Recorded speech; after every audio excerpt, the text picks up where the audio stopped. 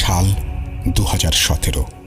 আমার এসএসসি পরীক্ষা শেষ করে আমার বড় ফুপু আর তার মেয়ে ইলা ছদ্মনাম আমার ফুপুর শ্বশুর বাড়িতে একটি বিয়ে উপলক্ষে গ্রামে যাই। আমি আগেই বলেছি, আমি শেষবার ওই গ্রামে গিয়েছিলাম যখন আমার বয়স 8 বছর। আমাদের পৌঁছাতে 12টা বেজে যায়।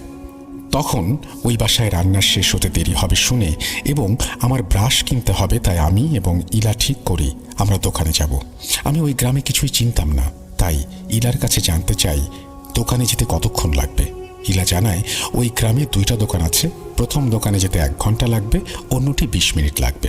আমরা 20 মিনিটে যাওয়ার পথ বেছে নিই। রাস্তাটা সোজা, 2 পাশে ঝোপঝাড়, আশেপাশে কোনো বাড়িঘর নেই এবং খুব কম মানুষই ওই রাস্তায় যাতায়াত করে। আমি আর ইলা 5 মিনিট হাঁটার পর একটা ছোট্ট ব্রিজ দেখতে পাই, যা পার হবার পর লক্ষ্য